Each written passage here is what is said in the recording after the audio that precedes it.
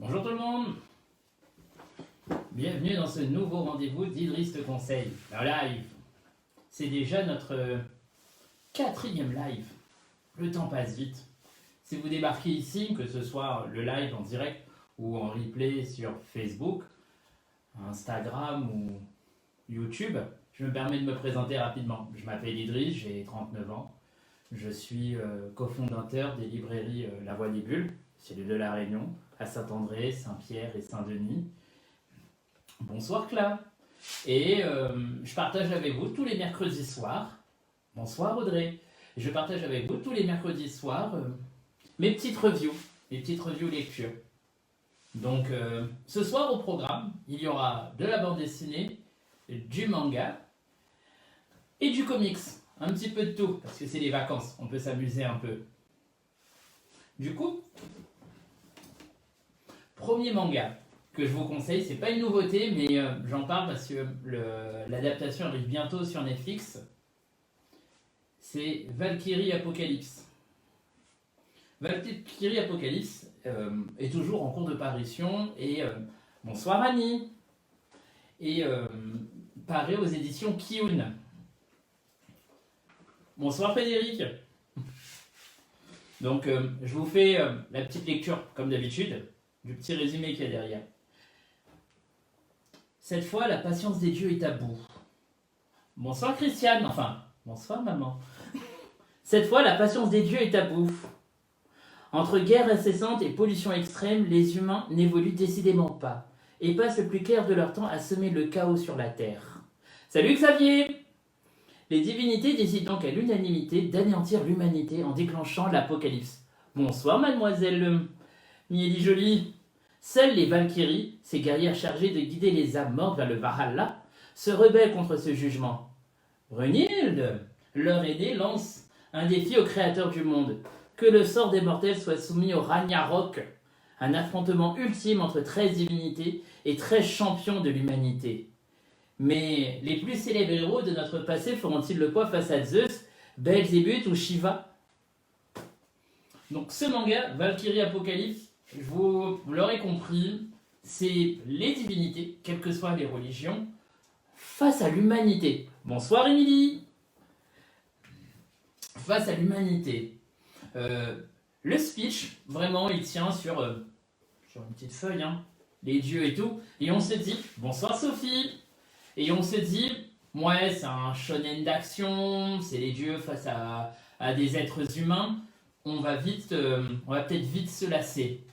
Eh bien, croyez-moi, j'en suis au volume 6, il y en a 7 de sortie, et on se régale. Si vous cherchez un bon seinen, parce que là on est dans du coma un peu costaud et tout, vite tête avec du combat, de très très beaux dessins, parce que bonsoir Ingrid, je vous ai pas encore parlé des dessins, on en parle juste après. C'est ça en fait. Vous aurez déjà... Il y a plusieurs niveaux de lecture. En tout cas, j'ai pris plusieurs niveaux de plaisir à cette lecture. Tout d'abord, le fait d'affronter les divinités face aux êtres humains, les mortels face aux immortels, on se dit, c'est battu d'avance. Battu, je vous en dis pas plus, je vous laisserai les lire. C'est vraiment bien. Et il y a plein en fait de personnages, que ce soit dans l'humanité, enfin au niveau des protagonistes, que ce soit les humains, que ce soit les divinités. On s'éclate, hein. Dès le volume 1, vous avez le listing, c'est-à-dire qu'il n'y a pas de... Coucou. Il ne va pas y avoir... Bonsoir Damien. Il ne va pas y avoir de surprise comme dans un Yu-Gi-Oh! Avec une carte magie ou une carte piège pour des personnages qui vont apparaître là. Les camps ont fait les listes de leurs protagonistes qui vont les représenter. Et il y a du beau monde, hein. Il y a vraiment, vraiment du beau monde. Là, je cherche la page pour vous montrer, pour vous donner peut-être un petit nom. Juste pour vous dire que dans l'un des camps, vous aurez un moment, vous aurez Adam et de l'autre côté vous avez Zeus, pour vous donner un peu le niveau. Vous aurez aussi Albert Einstein à l'intérieur, mais je vous en dis pas plus, je veux pas vous divulgacher le plaisir de découvrir ces personnages.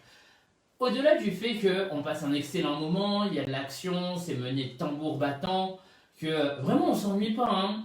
C'est beau, mais quand je vous dis c'est beau, c'est beau. Là, je vous montre là, hop, petites images.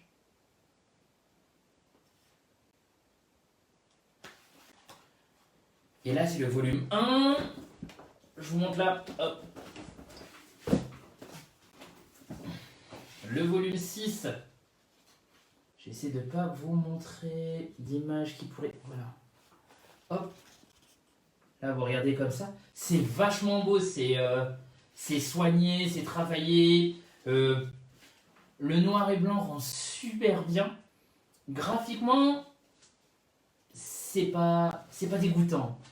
C'est pas comme par exemple quand on lit les premiers volumes de Tokyo Ghoul ou de l'Attaque des Titans. À chaque fois quand je vais parler de graphisme en manga qui pique un peu les yeux, je citerai, je pense toujours ces deux titres-là. Parce que Tokyo Ghoul et l'Attaque des Titans, quand on les regarde, graphiquement, ça donne pas envie. Hein. Je dis souvent, un manga, enfin une œuvre en général, de BD, manga, comics, le premier sens qui est suscité, c'est la vue. Donc c'est comme un gâteau. Si c'est beau, vous avez envie de mettre un petit coup de cuillère dedans. Un manga, une BD ou un comics, c'est pareil. Si au niveau du dessin, il n'y a pas une petite attirance, ça ne vous a pas de taper l'envie d'ouvrir les pages et tout, vous allez passer votre chemin. Et les mangas comme Tokyo Ghoul et l'Attaque des Titans, les premiers volumes, on n'a pas envie. Hein. Enfin, moi personnellement, je n'ai pas eu envie. Hein. C'était vilain. Et à la lecture, je ne regrette pas à l'heure d'aujourd'hui de regarder l'Attaque des Titans ou de le lire. Bon, vous me dites pas à la fin, je n'ai pas encore vu. Hein. Et ce manga, on a l'avantage d'avoir les deux. Du bonbon pour les yeux et en termes de plaisir, c'est un pur régal. Et je crois que la série arrive en juin ou en juillet sur Netflix. Je ne sais pas combien d'épisodes vont sortir. Mais essayez de le lire avant de tomber sur l'anime. Parce que j'ai vu la bande-annonce, enfin le trailer. Graphiquement aussi, l'anime a l'air très très très très très très beau. Ouais, moi aussi j'ai hâte de voir l'anime, Audrey. Et du coup, je me dis que c'est... ça donne pas envie du tout court. Non, mais Annie, alors, je comprends, l'Attaque des Titans, ça donne pas envie du tout. Hein. Mais faut passer, en fait, faut vraiment, faut y aller. Et c'est super bon, en fait, à... Moi, je vais pas mentir, hein, j'ai d'abord regardé l'anime, on a enchaîné, c'était l'année dernière, pendant le confinement, j'ai enchaîné... toutes les saisons, je suis c'est cool. Et du coup maintenant, là je finis la nouvelle saison qui s'est terminée en début d'année. Et après j'enchaînerai avec la lecture des derniers tomes parce que la prochaine saison est pas pour tout de suite a priori. Donc du coup, donne sa chance à l'Attaque des Titans, ça peut être sympa, vraiment. Bon. Pour en revenir à mon petit conseil, Valkyrie Apocalypse, vraiment vous pouvez y aller. Vous cherchez un divertissement pif paf poum. Avec de la baston, de beaux dessins, une action menée tambour battant, enfin du divertissement shonen plus, enfin du bon seinen, vous pouvez y aller. Si je lance, Damien envoie un message sur le Facebook de la librairie, La Voix des Bulles, placement de librairie, toujours petit placement de la librairie, parce que là honnêtement je suis sur le live d'Idriss te conseille, je vais pas y penser à la librairie. Donc un petit message sur le coup de la librairie. La Voix des Bulles, placement de librairie. Je suis d'accord avec toi, Xavier. L'Attaque des Titans, ça vaut vraiment le coup. Donc le Valkyrie Apocalypse, très très très très très bon choix. Vraiment. Très bon choix. Moi, je trouve que c'est un très bon choix de lecture. Vraiment, vous allez pas vous ennuyer. Là, regardez. Pour faire ce conseil, j'ai tout relu là. J'ai lu les 6 volumes. Il me manque juste le volume 7. Vraiment, je les ai lus d'une traite. Un après-midi, bien, mais vraiment bien. Du coup, deuxième petit conseil, ce sera une bande dessinée. Malgré tout. Alors, pour ceux qui ne le savent pas, en manga, j'ai une spécialité, c'est le shoujo, c'est les comédies romantiques. Bonsoir Vanessa. Et dans ma vie personnelle, je dirais que je suis peut-être un romantique, en fait, je suis un peu fleur bleue. Et je suis fan de shoujo, mon shoujo préféré c'est Fruit Basket, je pourrais discuter des heures et des heures shoujo. D'ailleurs, on pourrait se faire un de ces quatre, une spéciale shoujo si vous êtes intéressé. On pourra faire des shoujo tout petits, style tout public, chocolat et vanilla, à des shoujo un peu plus matures où je dirais, bon allez, les jeunes de moins de 16 ans, faut nous laisser tranquilles maintenant. Mais malgré tout, pour ceux qui aiment l'amour, bonsoir Didine, pour ceux qui aiment l'amour, ça c'est un de mes coups de cœur. Et c'est un de mes coups de cœur de mes collègues de Saint-André, à Audrey, à Benjamin, et dans le sud aussi. Mireille, elle a adoré ce titre. Malgré tout, c'est... comment vous résumez ça? Bah, c'est l'amour, tout simplement. L'histoire, elle est contée comme une histoire à l'envers. Alors, pourquoi je vous dis ça? Quand vous commencez un spécial shoujo, oui. Bonsoir Maria, c'est promis Sophie, j'en fais un. Peut-être pas la semaine prochaine parce que je vais avoir beaucoup de travail et il faut un peu le temps. Peut-être que la semaine prochaine je ferai le spécial 5 lectures de Batman. Mais le spécial shoujo, si c'est pas la semaine prochaine, je pense que c'est mort. Je vais essayer de le mettre la semaine d'après. Donc j'en reviens à mon malgré tout. On commence donc le titre à lire. Bonsoir Michael, tu vas bien?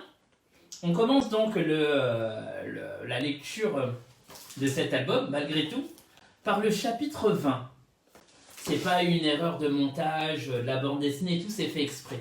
En fait, l'histoire, on commence par ce couple-là. C'est ces deux petits vieux. Hop, attendez. Hop, voilà. Ces deux-là, là. Et on les voit se ravivocher, se mettre ensemble. C'est... voilà. Sur le premier chapitre, hop, on les voit, hop, qu'arrivera-t-il? On n'a pas la moindre idée. Et après, le chapitre suivant, c'est le chapitre 19. Ce qui signifie qu'il est antérieur à ce qu'on vient de lire. Donc on va voir ce qui s'est passé avant. Et hop, là, regardez, hop, on a fait un bond. Et on comprend facilement que la petite dame que nous avons vue dans le chapitre 20, eh ben c'est elle. La beauté de cette histoire, c'est de voir comment est-ce que ce couple va se former et se mettre ensemble. C'est beau à lire en fait. Vous passez par plein de phases. Vous passez par de l'empathie, vous passez par un regard coquin complice, un regard attendri, vous passez par un regard amoureux, même heureux pour eux. Même des fois, vous éprouvez des sentiments de colère quand il y a une espèce d'injustice, ce genre de choses. Il y a une lecture vraiment empathique si vous êtes amoureux des comédies romantiques, si vous aimez bien... vous avez reçu un message, le mariage de mon meilleur ami, si comme moi vous adorez et vous pleurez à chaque fois que vous voyez sur la route de Madison. Cette BD, c'est un pur bijou d'amour en fait. Pour tous ceux qui aiment les comédies romantiques un peu shoujo et qui voudraient lire une belle histoire d'amour ou qui sont fans de comédies romantiques au cinéma et qui voudraient lire une belle histoire en termes de bande dessinée, celle-ci les yeux fermés. C'est moi je vais pas vous mentir, c'est une de mes collègues. Bonsoir Yannick. Le shoujo c'est sous-côté. Non, enfin oui, quand je veux dire sous-côté, si tu veux dire par ouais les gens sous-estiment la puissance des shoujo, oui je suis tout à fait d'accord. Parce qu'en termes de lecture, autant le shonen te fait vibrer. Moi par exemple, dans mes mangas préférés, Fullmetal Alchemist c'est un shonen. Dans les seinen, vous avez Death Note qui est super bien coté, les 20th Century Boy. Je vous parle même pas de tout ce qui est Taniguchi, les tranches de vie, ou les mangas feel good à la Yotsuba, ou plein d'autres mangas feel good qui sont sympas. Les shoujo, c'est sous-côté si tu veux dire qu'on sous-estime le plaisir que l'on peut avoir et tout. Je suis tout à fait d'accord avec toi. Les comédies romantiques, les shoujo, c'est super intéressant à lire. Et qu'on soit garçon ou fille, qu'importe en fait. Bien souvent, je dois combattre l'idée que les shoujo, c'est réservé aux filles. Moi, j'ai plein de clients masculins et je suis moi-même un garçon. Énormément consommateur de shoujo. C'est un pur régal de lire des shoujo. Donc, je suis d'accord avec toi quand tu dis que les shoujo sont sous-cotés, si tu veux dire qu'on les sous-estime. Je reviens à... Tu vois, on est d'accord. Là, j'ai ta petite réponse en différé. Donc, je reviens à malgré tout. Attends, d'émotion dans un t-shirt. Oui, mais tu rigoles. Didine. C'est Dragon Ball qui a quand même un peu d'amour à l'intérieur. Oui, ça y est, je suis un garçon. Vous êtes marrant dans vos commentaires en live. Moi, je dois garder mon sérieux quand même. Hein. Donc, juste sur malgré tout, les dessins. Alors, bande dessinée, couleur, hop. Jordi Lafèvre, très bon travail, hein. Très bon travail le garçon. Couleur simple, agréable. Hop, je vous montre ça. Hop, attendez, hop là, hop. C'est hyper bien fait. Quand j'ai fini la lecture de cette BD là, je me suis dit, j'en mangerais bien encore. Honnêtement, j'aurais mangé encore quelques chapitres tellement c'était bon, agréable. La complicité que l'on voit entre les protagonistes principaux, leur entourage, leur petit monde, parce que ça se passe dans une petite ville et tout. Je vous en dis pas plus parce que je veux vraiment rien vous gâcher. C'est tellement agréable qu'on voudrait encore plus. C'est comme quand j'ai encore fait un parallèle avec les shoujo. C'est comme quand vous arrivez à la fin de certains shoujo, certaines comédies romantiques, et que vous avez pris énormément de plaisir et que vous savez que vous allez dire au revoir. Ben, ça c'est pareil. Quand le dernier chapitre est lu, et donc le chapitre 1 du coup, le début, vous vous dites, oh. Et ce que vous pouvez vous amuser à faire, c'est de le lire dans l'autre sens en fait. C'est-à-dire de lire du chapitre 1. Regardez, le dernier chapitre, c'est le chapitre 1. Donc du coup, moi je me suis amusé à faire les deux lectures. Donc la trame comme l'a conçu l'auteur, c'est-à-dire nous faire l'histoire, un voyage dans le temps. Et puis une fois que j'ai terminé l'histoire, c'est de reprendre les chapitres et de les lire dans leur ordre. Et on apprécie encore mieux. Je veux dire, comme on sait déjà certaines petites choses, on voit certains petits détails, on voit certains comportements, on voit certaines petites répliques. Il y a un passage dans le chapitre 9. Je vous en dis pas plus, mais le chapitre 9, quand on le relit, c'est-à-dire quand on a fait de 20 à 1 et quand on recommence de 1 à 20, quand on arrive au chapitre 9, on l'apprécie énormément ce chapitre. Donc, malgré tout, aux éditions d'Argo, si vous avez envie d'un peu de fraîcheur, vous avez envie d'un peu d'amour, vous avez envie d'un peu de romantisme dans ce monde de brut, ça, c'est l'amour, vraiment. Harlequin, tout ça à côté, c'est fichu. Ça, c'est vraiment bien. Et vu qu'on parle d'amour, je vais enchaîner avec mon autre conseil. Là, l'amour, c'est mon personnage préféré en comics. Ça a l'air super sympa. Mais ça l'est, mademoiselle Mieli Jolie. Ça l'est. Va vite à la librairie de Saint-Pierre et va demander à mes petits confrères de la Voix des Bulles Sud s'ils l'ont. Je suis sûr qu'ils l'ont. N'hésite pas à demander à Cédric le romantique. Il te le recommandera. Donc là, j'enchaîne donc, comme je vous l'ai dit, avec mon dernier conseil sur mon personnage préféré en comics. Mon personnage préféré en comics, c'est Spider-Man, Peter Parker. J'ai grandi avec lui, j'ai lu je sais pas combien d'histoires, et j'ai 39 ans. Ça va bien faire, allez, on va être gentil, on va dire que ça va faire 30 ans que je lis du Spider-Man. Et il en faut aujourd'hui pour me faire décrocher un waouh ou quelle histoire, vraiment. Et celle que je vais vous proposer, elle est sortie l'année dernière et elle m'a mis une claque. Mais quand je vous dis une claque, c'est terrible. Pour moi, c'est l'une des meilleures histoires. Le tien, c'est le Green Lantern. Je pourrais parler des heures d'Hal Jordan aussi. Vraiment, parce que le côté pouvoir et responsabilité, et cette phrase qui va énormément à Peter Parker, Spider-Man, elle pourrait aussi parfaitement aller à Hal Jordan et les Green Lantern. Surtout son rapport avec l'anneau, la responsabilité, protéger le corps, protéger les siens, le fait de vouloir, pas vouloir être un Green Lantern. On pourrait en discuter des heures de Green Lantern. On pourrait faire une spéciale DC aussi à l'occasion. J'ai peut-être lancé des sondages sur Idriss Te Conseil pour voir qu'est-ce que vous voulez qu'on parle. Parce que, tiens, je fais une aparté là, après je vous parlerai de mon bouquin sur Spider-Man. La semaine prochaine, du coup, moi j'aime bien sur ce live faire comme une espèce de club de lecture du coup. Moi j'aimerais bien que ça fasse un peu, je fais des conseils, mais ça pourrait être un petit rendez-vous, enfin c'est un petit rendez-vous entre vous et moi, et faire un club de lecture. Là, l'avantage de venir par exemple là sur Idriss le conseil, c'est vous découvrez des titres que vous connaissez peut-être pas. Mais on pourrait aussi faire un de ces quatre débats sur des titres que vous avez lus et que j'ai lus, et on pourra en discuter. On pourra en discuter pas en direct, soit par message, là, comme ça, ou je pourrais prendre des gens, je pourrais prendre une personne là en live, on pourrait en discuter, puis après débat. Bonsoir Anna.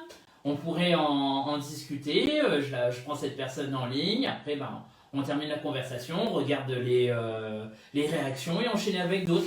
On pourrait faire ce genre de petites choses, ça pourrait être sympa une fois de temps en temps de transformer le live en véritable club de lecture. On se dit tiens, on se donne rendez-vous cette semaine, cette date-ci, pour discuter de ça, de ce titre-ci, ce titre-là, et hop, on pourrait faire des échanges comme ça pourrait être sympa, je trouve. Ah là là, quelle idée géniale, je trouve. Bon, je reviens, j'ai un peu beaucoup divagué, je reviens sur mon conseil. Donc Spider-Man, le titre que je vais vous conseiller, c'est L'histoire d'une vie. L'histoire d'une vie qui a été un succès en termes de vente et tout. Panini a fait donc cette version-ci, qui est une version plus grande, luxueuse, donc page plus grande. Pour apprécier un comics, les pages sont vachement plus sympas. Ils avaient sorti plusieurs couvertures. Là, vous en voyez, j'en ai une, deux. On avait plusieurs là qui étaient disponibles. Et ça, en général, quand vous voyez dans les comics, vous dites ah, c'est peut-être les couvertures de chapitres et tout. Non, non. Ce sont les reliés en France qui ont eu plusieurs couvertures. Je vous fais la petite lecture du petit résumé derrière et je vous dis pourquoi est-ce qu'il faut absolument lire cette histoire. Retrouvez Spider-Man et ses acolytes de 1962 à 2019, comme si le temps s'était écoulé normalement. En 1962, Stan Lee et Steve Ditko créent Spider-Man, dont l'alter ego est l'adolescent parfaitement ancré dans son époque. Les auteurs successifs relèvent le défi consistant à ne pas trop vieillir Peter Parker et son entourage, tout en situant leur histoire dans le présent. Mais que serait-il arrivé à Spidey si les années avaient passé inexorablement? C'est la question que pose le scénariste Chip, lauréat d'un Eisner Award en 2019, pour une histoire de Peter Parker, The Spectacular Spider-Man. Il est épaulé par Mark Bagley, l'un des dessinateurs les plus emblématiques du tisseur depuis les années 90. Pour faire très simple, donc, vous l'aurez compris, c'est Peter Parker qui va vieillir dans notre histoire. C'est-à-dire, on le rencontre dans les années 60, 70, et il va vivre jusqu'à notre époque, jusqu'à aujourd'hui. Donc on va le voir grandir dans les années 70, 80, 90. On va voir les super-héros prendre position dans des conflits comme la guerre du Vietnam, les attentats. Comment vous dire que cette histoire, elle est bien? Voir un Peter Parker vieillir, grandir, avoir une famille, le voir accomplir justement pouvoir et responsabilité. Parce que depuis que je lis Spider-Man, soit c'est un éternel adolescent, ils ont déjà une fois essayé de le faire devenir adulte, il avait déjà eu un enfant, il l'a perdu. Après Civil War, il y a eu le One More Day où Mephisto fait effacer la mémoire de tout le monde, puis après on nous l'a encore rajeuni. Là non, c'est un Spider-Man qui va grandir, qui va vieillir, qui va prendre de l'âge, prendre de l'expérience. Et le fait de mettre donc les super-héros que nous connaissons dans notre monde et aux événements historiques que nous avons vécus dans notre histoire offre une lecture des plus croustillantes. C'est un pur régal. Au-delà de la trame narrative, donc on voit Peter Parker mourir vieillir, on le voit vieillir, j'ai pas dit mourir, j'ai dit vieillir. On le voit vieillir dans le temps et on le voit donc prendre de l'expérience, prendre de l'âge, affronter certaines situations. Autant mettre ces super-héros face à nos problèmes actuels, c'est captivant. Par exemple, Miles Morales, il apparaît dans les années 2000. À notre époque, c'est un hyper contemporain. Il y a plein de personnages qu'on va voir au fur et à mesure. Si vous avez vu, il y a plein de choses qui peuvent... si vous avez une petite culture comics, vous verrez des petits clins d'œil à de grands événements Marvel et tout. Mais ce qu'il y a de plus formidable dans cette histoire, c'est que si vous connaissez un peu Spider-Man, toute la gamme de ses ennemis ou de ses némésis sont là. Les Morlungs, ah là je sèche tout d'un coup. Mon Dieu, ça fait bizarre de sécher sur Spider-Man. Le bouffon vert, Norman Osborn, le Rhino et plein d'autres. Et ce qui est vraiment intéressant, c'est que avec cette version de Spider-Man, c'est qu'on si on voit les autres personnages Marvel vieillir, c'est-à-dire qu'on voit Reed Richards vieux, on voit Tony Stark vieux, on fait une parenthèse sur l'évolution mutante et leur présence de notre monde. C'est vraiment, vous prenez à travers Spider-Man, vous prenez tout l'univers Marvel et vous le voyez vieillir avec nous dans notre espace-temps. Et c'est juste un pur régal. Et en termes de dessin, oh maman, on en a pour son argent. Vraiment, c'est une tuerie. Je sais que j'emploie souvent le terme de tuerie, mais c'est super bon. Et c'est une histoire qu'on peut lire quand on est un peu plus jeune. C'est un jeune public, à partir du collège, on peut la lire. On peut la lire quand on est adulte. Et si on a grandi avec les Nova, Strange, Titan, voir Spider-Man comme ça fait sourire. Et je vous disais, en début de présentation, que Panini avait fait plusieurs couvertures, en fait, là. Plusieurs couvertures. C'est que chaque couverture, en fait, qui a été éditée, représente une décennie. Et donc, chaque couverture, les années 70, 80, 90, 60 et tout, vous avez une petite couverture spéciale. Hop, David, si vous montrez ça bien comme il faut.